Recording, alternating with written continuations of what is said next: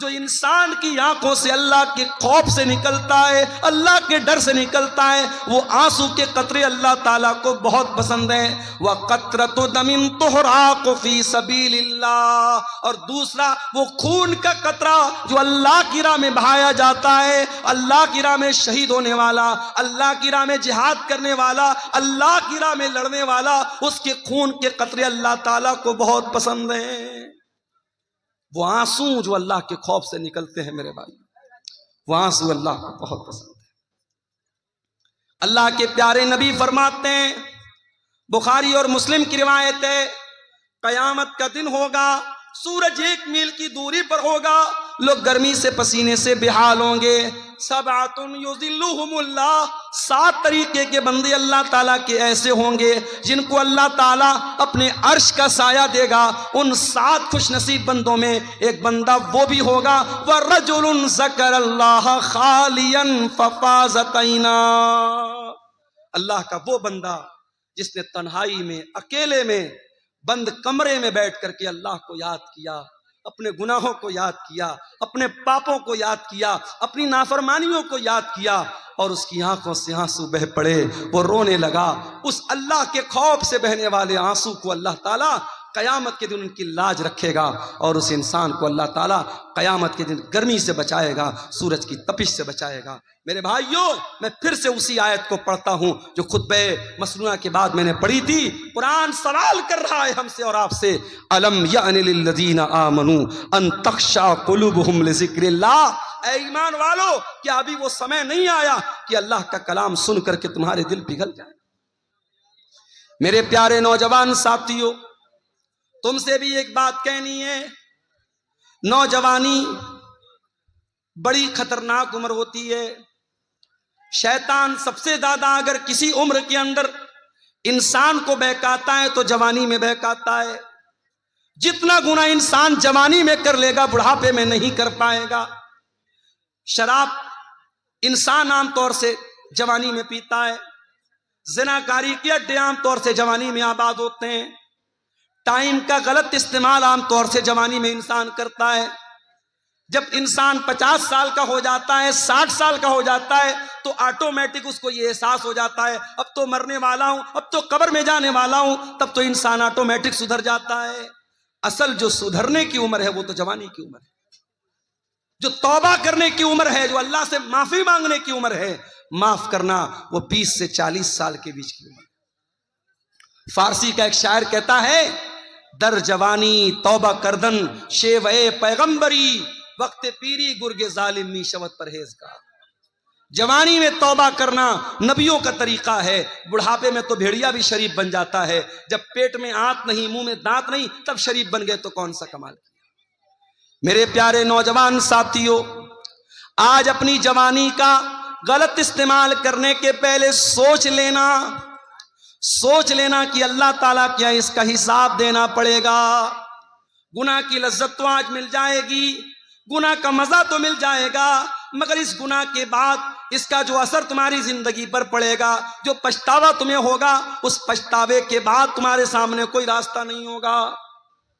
इसलिए कि मेरे नौजवान भाइयों, इस बात की कोई गारंटी नहीं है कि आज आप नौजवान हैं कल आप बुढ़ापे तक जिंदा रहेंगे। क्या गारंटी? अपनी आंखों से मैंने देखा है, बिल्कुल जवान आदमी, हमारे यूपी के अंदर बनारस से 100 किलोमीटर दूर है इलाहाबाद। इलाहाबाद में बिल्कुल नौजवान यंग लड़का मुझे मिलता है, पेशे से डॉक्टर है, और मेरी आदत है अगर तकरीर में कोई वेल क्वालिफाइड, वेल एजुकेटेड, पढ़ा लिखा अगर इंसान अगर मिलने आता है, मैं बड़ी तवज्जो से मिलता हूं, क्योंकि आज के इस दौर में पढ़े लिखे लोग और जो है समाज में जिनका एक मकाम और स्टेटस है, इस तरीके के लोग अगर प्रोग्राम में आ रहे हैं और उलमा से मिलने आ रहे हैं, ये बड़ी बात है। ऐसे लोगों का हमें वेलकम करना चाहिए, इस्तेकबाल करना चाहिए।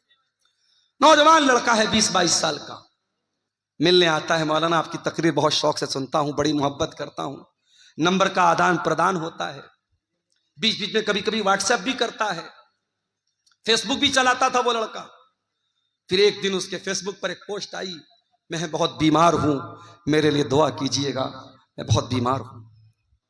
उसके बाद उस पोस्ट के डालने के बाद तकरीबन 1-2 हफ्ते के बाद खबर आती है कि डॉक्टर फला साहब जो इलाहाबाद के रहने वाले हैं, ब्लड कैंसर हो गया, इंतकाल हो गया। 1 साल पहले जब वो लड़का मिला था मुझे, उसकी बॉडी को देख करके मैं सोच भी नहीं सकता था कि 1 साल बाद इसके मरने की खबर आए। हम नहीं जानते मेरे भाइयों हमारी मौत का क्या बहाना बनेगा। हमारे उत्तर प्रदेश ही के एक नौजवान आलिम दीन थे, मौलाना अब्दुल रहमान सलफी, मुंबई के अंदर एक मस्जिद में इमामत कराते थे। कई प्रोग्रामों में हम लोगों ने साथ में प्रोग्राम किया, बंगाल में और इसी तरीके से मुंबई में। और 1 साल रमजान में तफसीर का बयान करने के लिए करनूल शहर में, आंध्र प्रदेश में, मैंने बात करके उनको वहां पे अपॉइंट किया था। वहां पर भी वो गए थे, बड़ी मोहब्बत करते थे मुझसे, मैं भी मोहब्बत करता था उनसे। एक प्रोग्राम में मुंबई से पूना जाते हैं और पूना का प्रोग्राम करके चूंकि मस्जिद की इमामत, कहते दुनिया की सबसे टफ ड्यूटी होती है मस्जिद की इमामत। दुनिया की और ड्यूटी में 8 घंटा ड्यूटी करना है, 10 घंटा ड्यूटी करना है, 12 घंटा ड्यूटी करना है, मगर मस्जिद के इमाम को 24 घंटे ड्यूटी करना है। फजर की नमाज में सारा मोहल्ला ना आए कोई मसला नहीं है, मौलवी साहब क्यों नहीं आए, मौलवी साहब क्यों नहीं आए। मौलवी साहब शादीशुदा हैं, बीवी के साथ रहते हैं, हो सकता है नापाक हुए हो, तबीयत ठीक ना रही हो, रात में नहाने का मौका ना मिला हो, पानी गर्म करने का मौका ना मिला हो, कोई भी वजह रही हो, नहीं साहब इमाम साहब की तनख्वाह काटी जाएगी, फजर की नमाज में क्यों नहीं आए। ये आज क्या हो रहा है, मैं समझ रहा हूं बारिश का मौसम है, धीरे धीरे यहां बारिश की बूंदें हमारे यूट्यूबर हजरात के मोबाइलों पर भी छू रही है। बहुत लंबा टाइम नहीं लूंगा आपसे, कुछ देर और सब्र कर लीजिए, कुरान और हदीस की बातें हैं, इंशाअल्लाह फायदा होगा। मेरे भाइयों आज सबसे टफ ड्यूटी अगर किसी की है तो इमाम की ड्यूटी है। मौलाना अब्दुल रहमान सलफी बिल्कुल यंग एज के 2 छोटे छोटे बच्चों के बाप हैं। मैं उनके गांव में भी गया हूं, उत्तर प्रदेश में सिद्धार्थनगर में उनका गांव है। पूना में प्रोग्राम हुआ, रात ही में उनको मुंबई वापस आना है क्योंकि फजर की नमाज भी उनको पढ़ाना है। वहां मुंबई और पूना के बीच में टैक्सी चलती है और बड़ी स्पीड में वो टैक्सी वाले चलाते हैं क्योंकि उनको रात में जल्दी जल्दी मुंबई से पूना, पूना से मुंबई करना रहता है, ज्यादा पैसा कमाना रहता है। ड्राइवर ने बेहिसाब गाड़ी चलाई, बड़ी स्पीड में गाड़ी चल रही थी, 100-150 की स्पीड में गाड़ी चल रही थी। एक जगह रास्ते में जो डिवाइडर होता है, उस डिवाइडर में ले जाके ड्राइवर ने पूरी स्पीड में गाड़ी ठोक दी। गाड़ी के अंदर 10 लोगों में से 7 लोग ऑन द स्पॉट इंतकाल कर गए। मौलाना अब्दुल रहमान सलफी अल्लाह रहमत मगफरत फरमाए, ऑन द स्पॉट उनका इंतकाल हो गया, पूरा सर पिचक गया और बड़ी मजलूमाना तरीके से उनकी मौत हो गई। क्या वो पूना जाने के पहले उन्होंने सोचा था कि मेरे साथ ऐसा हो जाएगा? हम नहीं जानते मेरे भाई, कौन सा एक्सीडेंट, कौन सी बीमारी, कौन सा बहाना हमारी जिंदगी की सांसों की डोर को खत्म कर देगा, हमारा दिल धड़कना बंद हो जाएगा। मेरे भाइयों जिंदगी का नाजायज इस्तेमाल मत करो, जवानी की इन घड़ियों का मिसयूज मत करो। इस जवानी में गलत काम करके अगर अल्लाह के चले गए बगैर तौबा किए तो पछताना पड़ेगा मेरे भाई। अनतकूल नफ्सुन या हसरता अला मा फर्रतु फी जंबिल्लाह। ऐ मेरे बंधु अल्लाह से तौबा कर लो, माफी मांग लो, सुधर जाओ, इसके पहले कि कयामत के दिन तुमको कहना पड़े कि हाय हमारी बर्बादी, काश मैंने ये लापरवाही न की होती। व इन कुन्तु लमिन साखिरीन, काश मैंने अल्लाह के दीन का मजाक न उड़ाया होता, काश मैं भी दीन पर चलता, मैं अल्लाह के रास्ते पर चलता। मेरे भाइयों कभी बर्फ बेचने वाले को आपने देखा होगा, बर्फ बेचने वाला जितना जल्दी पॉसिबल हो बर्फ बेच के निकल जाना चाहता है क्योंकि जितनी तेजी से उसकी बर्फ पिघलेगी उसका पैसा बर्बाद हो जाएगा। एक आदमी मार्केट में बर्फ बेच रहा था, सुबह से दोपहर हो गई, थोड़ी सी उसकी बर्फ बिकी थी और बड़ी तेजी से दिन गुजर रहा है और बर्फ उसकी पिघलती चली जा रही है। एक आदमी ने देखा कि वो बर्फ बेचने वाला जब दोपहर हो गई और बर्फ नहीं बिक रही है तो वो चिल्लाने लगा और कहने लगा कि ऐ लोगों, इसके पहले कि मेरा कैपिटल खत्म हो जाए, मेरी पूंजी खत्म हो जाए, मेरा सरमाया खत्म हो जाए, मेरी बर्फ को खरीद लो, मेरा बर्फ खरीद लो, इससे पहले कि मैं लुट जाऊं, मैं बर्बाद हो जाऊं।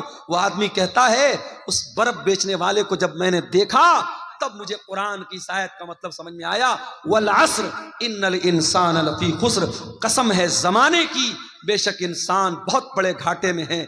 जो इंसान अपने टाइम की कदर न करे, अपने समय की कदर न करे, अपनी जवानी की कदर न करे, अपने टाइम का सही इस्तेमाल न करे, उससे बड़ा खसारे में और उससे बड़ा नुकसान उठाने वाला मेरे भाइयों कोई नहीं है।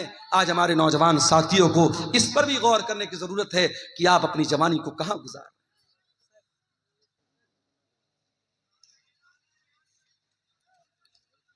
कुरान का वो सवाल हमसे और आपसे हो रहा है मेरे भाई, अलम यान लिल्लज़ीना आमनू अन तख्शा कुलूबुहुम लिज़िक्रिल्लाह, क्या ईमान वालों के लिए अभी वो समय नहीं आया कि अल्लाह का कलाम सुन करके उनके दिल पिघल जाएं, नरम पड़ जाएं।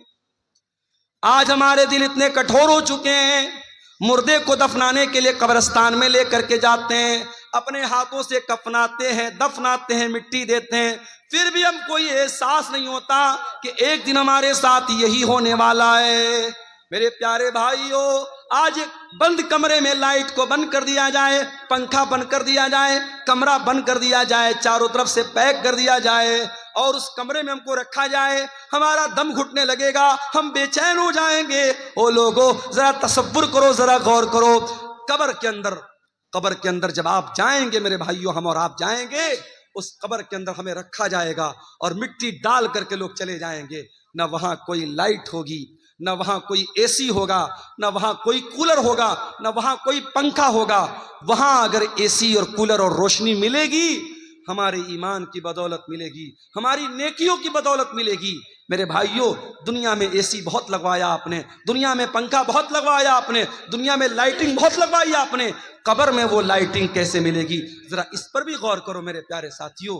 आज दिल की कठोरता का ये हाल है, दिल की सख्ती का ये हाल है कि कब्रिस्तान में मुर्दे को दफनाने के टाइम भी हमारी आंखों से ना आंसू बहता है, ना हमारे दिल पर कोई असर पड़ता है। अल्लाह के प्यारे नबी एक अंसारी सहाबी के जनाजे में जाते हैं, जनाजे को कब्र में उतारा जा रहा है, लाश को कब्र में उतारा जा रहा है और अल्लाह के प्यारे नबी कब्र की एक साइड में बैठे हुए हैं और आपके आसपास सहाबा भी बैठे हुए हैं। अचानक अल्लाह के नबी ने कब्र की तरफ देखा और कब्र में होने वाला जो अजाब है, कब्र में होने वाले जो हालात हैं, उनके बारे में सोच करके अल्लाह के नबी रोने लगे। इतना रोए, इतना रोए, हदीस के अल्फाज हत्ता बल्ल सरा, आपके आंसुओं से उस जगह की जमीन भीग गई, वहां की मिट्टी भीग गई और आपने उस कब्र की तरफ इशारा करके फरमाया, लिमिस लिहाजा फ़अइदू या इख्वानी, ऐ मेरे सहाबा, इस कब्र की तैयारी करो, यहां तुमको जाना है, इस कब्र में तुमको जाना है, यहां तुमको हिसाब देना है, तैयारी करना है तो इस कब्र की तैयारी करो। मेरे प्यारे साथियों, आज हालात ये हैं, मैं आपके कटिहार का हाल नहीं जानता, मैं आपके पूर्णिया अररिया का हाल नहीं जानता, मगर बनारस के कब्रिस्तानों में मैंने देखा कि बहुत सारे नौजवान कब्रिस्तान पे बैठकर जुआ खेलते हैं, बहुत सारे नौजवान कब्रिस्तान पे बैठ के शराब पीते हैं, बहुत सारे नौजवान मोबाइल पर गंदी वीडियो देखते हैं। यानी जहां हमारे मुर्दे दफन हैं, जहां अपने अपने अमल के हिसाब से कब्र में उनके साथ मामला हो रहा है, उस कब्रिस्तान में बैठ करके भी आज इंसान अल्लाह को याद नहीं करता है, मौत को याद नहीं करता है। अलम यानि लिल्लज़ीना आमनू अन तख्शा कुलूबुहुम लिज़िक्रिल्लाह, ऐ ईमान वालों, क्या अभी वो समय नहीं आया कि अल्लाह का कलाम सुन करके तुम्हारे दिल पिघल जाए? उस्मान गनी को देखो मेरे प्यारे साथियों, क्या हुआ? थोड़ा धीरे धीरे बात करें। उस्मान गनी कौन है? नबी के दामाद हैं, नबी के दोहरे दामाद हैं, नबी की दो बेटियां इनके निकाह में आई हैं। उस्मान गनी वो उस्मान है, हर मौके पर अल्लाह के दीन के लिए, मस्जिद के लिए, नबी के मदरसे के लिए, नबी के सहाबा को पानी पिलाने के लिए, इस्लाम की राह में लुटाने के लिए उस्मान गनी अपनी दौलत का मुंह खोल देते हैं। उस्मान गनी ने कभी अपने कदम को पीछे नहीं रखा। वो उस्मान गनी जिनका नाम लेकर के नबी ने कहा था, मा ज़र्रा उस्मान मा अमिल बादल यौम क़त्तो, उस्मान ने इतना अल्लाह की राह में दे दिया है, उस्मान का कोई गुनाह भी उसका कुछ बिगाड़ नहीं सकता है। वो उस्मान गनी जब कब्रिस्तान से गुजरते थे ज़ारो कतार रोने लगते थे। किसी ने पूछा क्या है उस्मान, क्या बात है? जन्नत की बात आती है तो आप नहीं रोते हैं, जहन्नम की बात आती है तो आप नहीं रोते हैं, कब्रिस्तान को देख करके क्यों रोने लगते हैं? उस्मान गनी कहते हैं, ओ लोगो, मैंने अपने प्यारे नबी को यह फरमाते हुए सुना है, इन्नल कब्र अव्वलु मंजिल मिन मनाजिलिल आखिरा, ये कब्र आखिरत की पहली सीढ़ी है, कब्र आखिरत की पहली मंजिल है। जिसने इस मंजिल को पार कर लिया उसके लिए आगे की मंजिल आसान है। ऐ लोगो, जब मैं कब्र को देखता हूं मुझे अपनी आखिरत याद आ जाती है और मैं अपने आंसुओं पर कंट्रोल नहीं कर पाता। आज हमें और आपको क्या कब्रिस्तान पे जाके मौत याद आती है? नहीं याद आती। आज तो कब्रिस्तान और कब्र पर भी आज मेला लगता है। आपको यकीन ना आए, मुंबई की हाजी अली की दरगाह पे जाके आप देख लें, यकीन ना आए लखनऊ की देवा की दरगाह पे आप जाके देख लें, यकीन ना आए अंबेडकर नगर बसखारी में कछौसा की दरगाह पे आप जाके देख लें, यकीन ना आए अजमेर में ख्वाजा मोइनुद्दीन चिश्ती अजमेरी की दरगाह पे जाके देख लें। वहां आपको लड़कियां भी नजर आएंगी, लड़के भी नजर आएंगे, शिर्क भी हो रहा है, नजरों का गुनाह भी हो रहा है, बदचलनी और बेहयाई भी हो रही है। आज कब्र पे जाके मौत किसको याद आती है? मेरे प्यारे साथियों, कुरान का सवाल बरकरार है, अलम यानि लिल्लज़ीना आमनू अन तख्शा कुलूबुहुम लिज़िक्रिल्लाह। ऐ ईमान वालो, क्या अभी वो समय नहीं आया कि अल्लाह का कलाम सुन करके तुम्हारे दिल पिघल जाए? आज हमारी रातें गुनाहों में गुजरती हैं। हमारे नबी रातों को रोया करते थे, तहज्जुद की नमाज में आप रोते थे, और एक दिन आप तहज्जुद की नमाज के लिए उठते हैं और फजर की अजान तक आप रोते रहते हैं। और जब हजरत बिलाल आकर के पूछते हैं, अरे अल्लाह के नबी आप इतना क्यों रोते हैं? तो अल्लाह के नबी कहते हैं कि अरे बिलाल, आज की रात मेरे ऊपर कुरान की ऐसी आयत उतरी है कि इस आयत पर जो गौर करे और जो इस आयत को पढ़े और गौर न करे उसके लिए बर्बादी है। कौन सी आयत थी? सूरह आले इमरान की आयत थी, इन्न फी खल्क़िस समावाति वल अर्दि वख्तिलाफिल लैलि वन नहारी लआयातिल लिउलिल अलबाब। बेशक उन लोगों, जमीन व आसमान की तख्लीक के अंदर और रात और दिन के आने जाने के अंदर गौर करने वालों के लिए, अक्लमंद लोगों के लिए निशानियां हैं। इन तमाम कायनात के अंदर जो गौर करता है वो अक्लमंद है, और उस अक्लमंद इंसान की पहचान क्या है? वो अल्लाह को याद करता है, वो उठते बैठते लेटते जागते अल्लाह को याद करता है। बारिश तेज हो रही है मेरे ख्याल से। ये एक साहब ने कुछ सवालात किए हैं, इनको देख लेते हैं। औलाद को जायदाद से महरूम करना कैसा है? गुनाह है, बहुत बड़ा गुनाह है। औलाद जितनी भी नाफरमान हो, औलाद को, माँ बाप को यह अधिकार नहीं है कि उसको जायदाद से आग कर दे, महरूम कर दे। मैं इसी कटिहार के इलाके में बयान कर चुका हूं कि बहुत सारे ऐसे केस भी देखने को मिले हैं कि बाप की वजह से बेटे की आंख में आंसू है। बाप एक बेटे को अपनी सारी जमीन और जायदाद दे रहा है और दूसरे बेटे को महरूम कर रहा है। ये नाइंसाफी और ये अदल इंसाफ का गला घोटना, मेरे भाइयों, इसका हिसाब अल्लाह के हमको देना पड़ेगा। ये नाइंसाफी नहीं चलेगी।